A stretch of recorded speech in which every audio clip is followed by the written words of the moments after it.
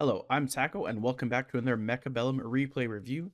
Starting off with the opening packs, we have Typhoon Specialist and Fire Badger Specialist as pickable packs.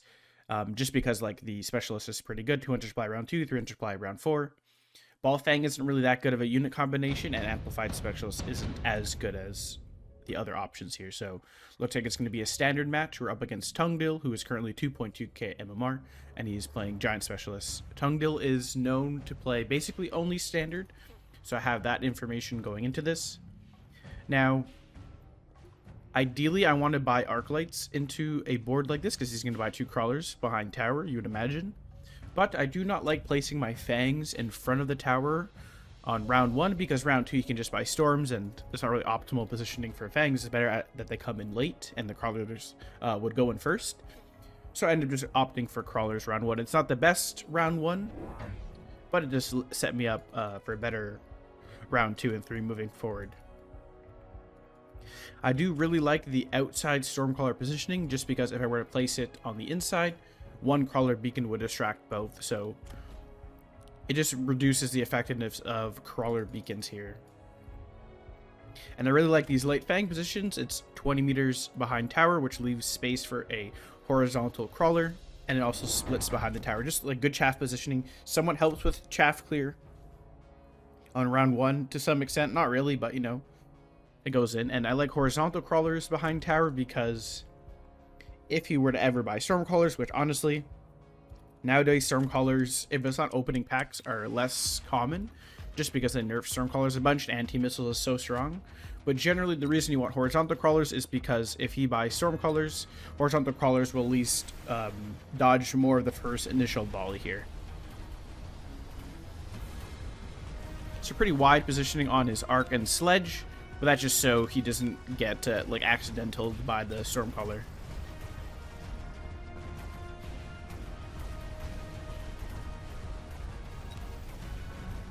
He doesn't really have access to carry sledge techs, so I wasn't really worried too much about him committing into that. And he is Giant Specialist. I mean, like, what Giant does he really want in Standard? Like, Worms is something to watch out for. It's very unlikely that he's going to sell and go Vulcan since he's in Sledge Arc, so pretty much Worm is the only thing to worry about, I would say. Now, the unit reinforcements are here. I would say it's between Wasp and Marksman. But since I do have late Fangs, I don't really have to worry too much about Wasps. And I'm also Typhoon Specialist, so not that big of a concern. So I take the Marksman. Marksman are one of the better units in Standard due to its range. And that's like basically the selling point of Marksman. Like, Marksman doesn't really have the best DPS. It only has DPS if it levels and gets techs. But you can't really go wrong with Marksman and Standard, and they one-shot these sledges at the moment, so ends up being a good pick for me. Now, I buy the 2 Arc Lights that I needed to start off to help me out with the chaff clear, and I buy an extra Marksman just to help out with some extra DPS on the sledgehammers. I only had 100 supply left after buying the 2 Arcs, so that was the buy I opted for over getting more chaff.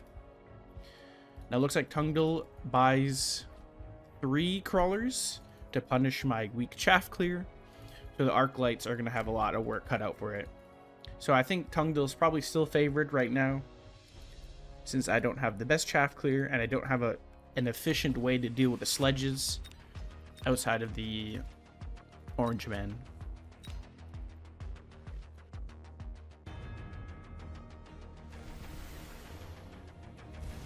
A pretty standard round here. The Wasps are probably going to be a little bit annoying because I don't have much chaff to buy time for the Fangs to do stuff, and I also don't have the best chaff clear just yet. But I do have a lot of chaff going into this board. But I mean, he also has really good chaff clear with Sledge Arc. I think Sledge Arc is just a really solid opener. It's a solid standard opener, maybe one of the better ones. And I would say also a good aggro pack, mainly because Arc Lights, and also a really good defense pack. Like, you can't really go wrong. It doesn't really have too many downsides. Like, it doesn't have any upside, like hard upsides compared to like Sabertooths or Spiders or Balls, but it's just a good neutral pack. You can't, like, it's like probably one of the, maybe the best pack you should be picking, like Sledges, just because there's not much weakness to the sledge. At least as an opener, of course.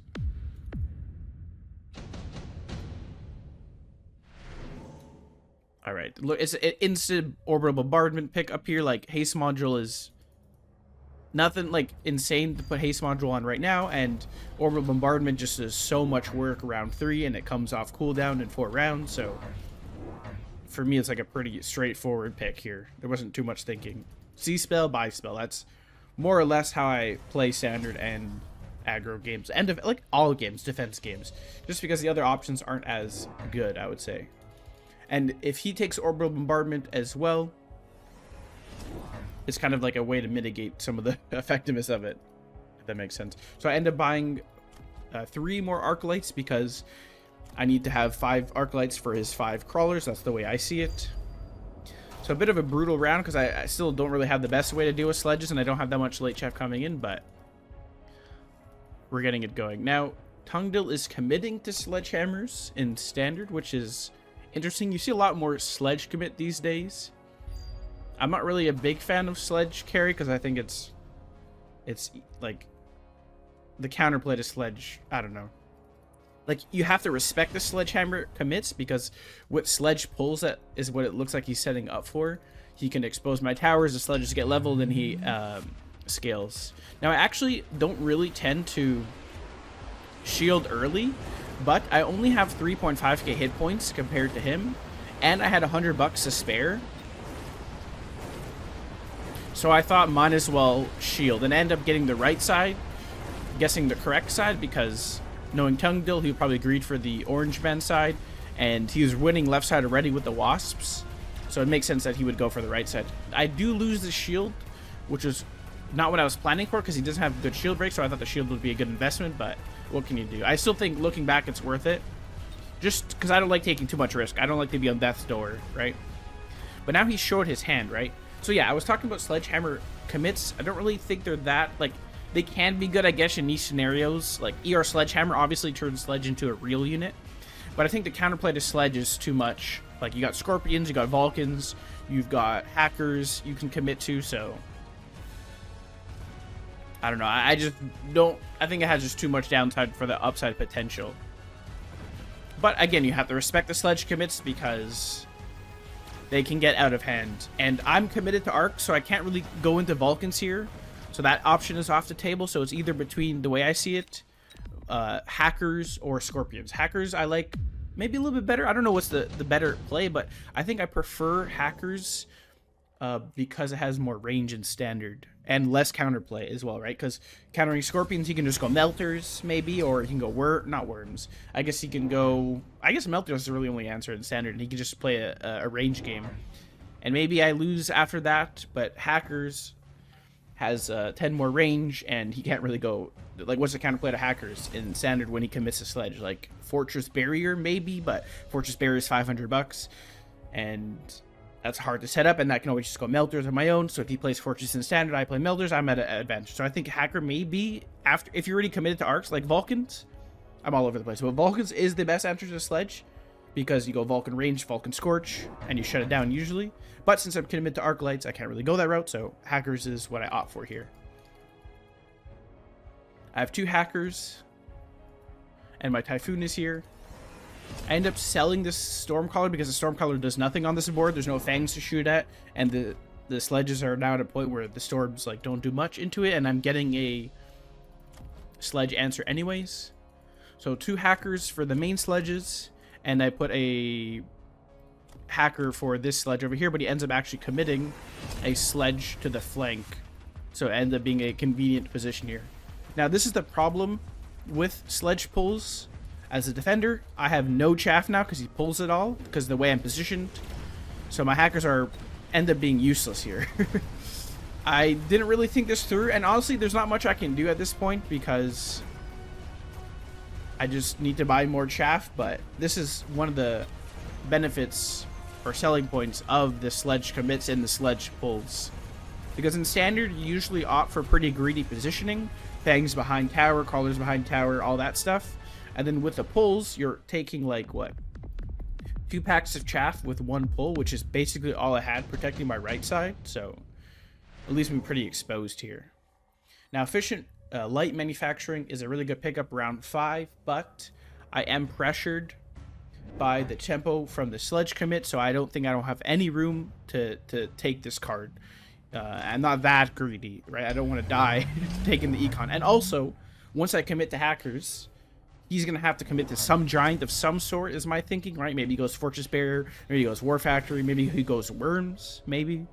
So I was thinking I'm going to eventually have to go Giants anyway, so I'm not taking that risk whatsoever. So I end up going for the Hacker Bubble, just so I can have some tankage, since I'm struggling on the chaff front. He ends up going Subterranean Crawler, which I thought was a little bit weird. Like, it's very good because you need level 2 Arclights to kill Subterranean Crawlers of equal level. But once I get the level here on the Arclights, the Crawlers is like the Subterranean tech ends up being negative for him because the Crawlers move too fast. I would assume the better tech, if I was him, if I was playing this, I mean, I don't really like this strat anyways, but it would be loose Crawlers, I would guess, right? Because it's permanently good against my 5 Arclight board here, right? Now, Tungdil is going for a borrow range and speed, so it looks like it was a bit of a weird play, I would say, right? Because he takes the efficient manufacturing, but he's going for this, like, tempo play of borrow range and speed and Subterranean Crawler here. That was a bit weird. Or, like, it's like 2 strategies opposing each other, I don't know. But the hacker seems to be doing a lot of work here. The main problem, though, is just, again, I don't have much chaff in front of my tower. So I just get pulled apart on that front. But, like, compositionally, I'm solid. It just tower timings and pulls are messing things up. But it looks like I am slowly starting to regain control of the game. My hackers are getting levels, which means I'm scaling with the hacker DPS, and I'm also scaling with the bubbles. So it's a double win. Now I'm kind of trying to think of, like, how can he counter my board. He is giant spec. Surely he buys a giant. So it's either forts or worms. And if I end up just going melters, I should be in a decent spot here. Now, nuke isn't that scary since I've got the shields. Rhino Assault could do some interesting pulls, but I actually think Vulcan's Ascent is really good here, right? He has all this chaff. Why not, like, just grill all these crawlers and pull them, right? It feels like it's a win. I could have went for a Vulcan's Descent mixed with the Sticky Oil Bomb, but I thought the Vulcan alone would do the same job, really. I just need to kill all the chaff, right? And if by pulling the chaff, it leaves his sledgehammers open for hacks to go off. And if you get one hack off on a sledge, you end up just, like, stalling most of his push here. So I am going for Arclight range so I can have better chaff clear to assist with my hacker range, and also missling out the chaff on the flank, because at least this one cannot one-shot this crawler, but also I really want to get these hacks off fast so that I can make sure my hackers fight the main army here. Now, Tungdil again is borrowing and going for temp speed.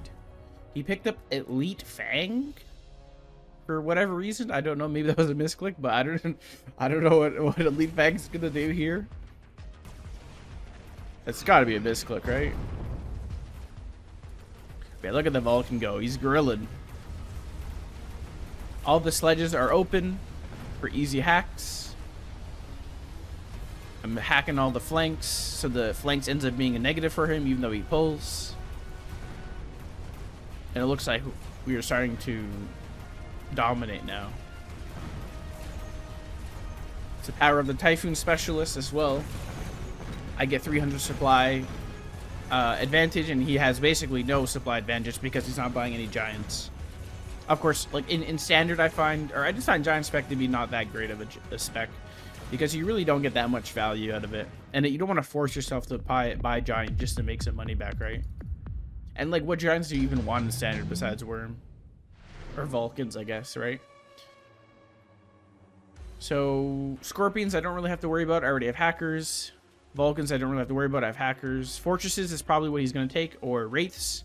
I do have 2 marksmen, so that's fine, but I don't have marksmen obviously on the outside, so that is a bit of a concern. But I end up taking the Vulcan mainly because my only weakness that I really have on this board is chaff clear to some extent, so I go for a middle pull with the Vulcan and go for an oil play, and this will kill 6 packs of crawlers, which, I mean, is a majority of his crawler pack here, right?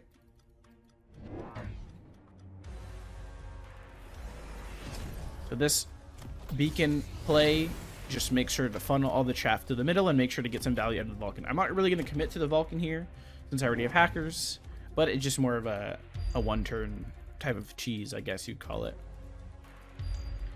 Now I am making sure to get 10 brains now. We're trying to close out the game here, so we want to make sure we have the range advantage over the sledges. Currently have a 15-meter range advantage. And Tungdil goes for 2 fortresses with shield. And I'm also going for Fang Shield because that is one way, that is like one of the best chaff, or is the best chaff in the sledgehammers. It requires 2 shots to kill. So just a bunch of Fang chaff buys along with this middle play. Missing out the late crawlers, not to mess around. And we should be in a decent spot here, right? Now, unfortunately, I didn't really calculate this. I was hoping to burn the oil. Like, slowing is still decent, but burning it in this scenario I think is way better because I just need to kill the chaff. So a bit of a misplay on my end here.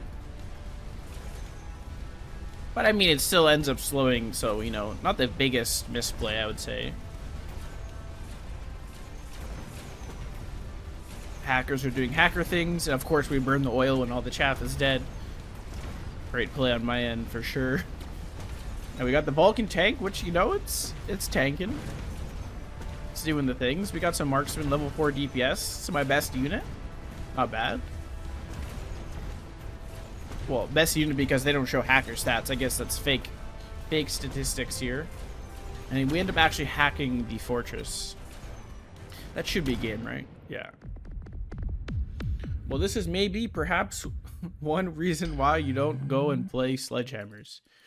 I'm really just, I don't know. I'm not a fan of sledgehammer commits. You have to respect them, though, because they can get out of hand. I've so many games where I've been on, like, death's door against sledges, or I've lost to sledges because of my positioning. I agreed to my late Fang positions, and then the sledgehammers get in and all that. But, yeah, hackers, I would say, is maybe the best, or one of the better counters to sledgehammers.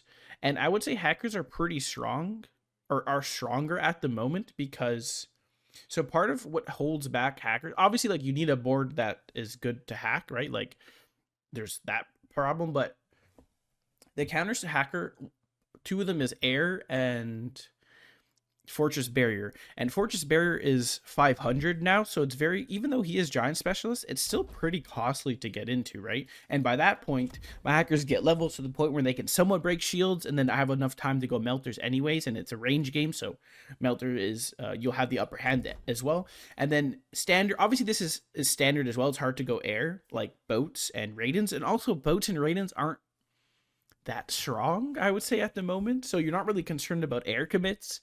So the counterplay to hacker, like, I guess your best bet maybe as giant spec is to commit into worms, since the hackers, it's not that simple though, because it'll reset the hacker beans, but if the hackers get too big, then, and you can't really commit to replicate, and maybe I can just commit to melters on my own to kill the worms, because you can't really go replicate into hackers. So I don't really know what you do here in his position. Like, committing to sledges digs yourself a hole, in my opinion. I don't know. Maybe there's better lines he could have went. Like, he could go for a War Factory finisher, I guess, but that's a one-turn cheese as well, so it doesn't really seem like it's a good late game strategies. But yeah, this is a pretty common strat that some people like to do with the sledge pulls. You do always have to be mindful of it when you're playing against it, because it pulls so much stuff. Like, it's even worse than when you're playing against someone who's pushing on the line, because he only pulls here, right? If someone's directly on the line. But since he's further away, the units, like even this marksman is getting pulled to the flank, which is disgusting. This whole Fang or crawler pack is getting pulled. So it's more of, you just got to be mindful of which chaff gets pulled. And also, maybe, I didn't do this because I'm pretty greedy, but you could fortify your towers if it's really that big of a deal, and making sure you oil and missile also helps. But yeah, that was an interesting standard game. Thanks for watching.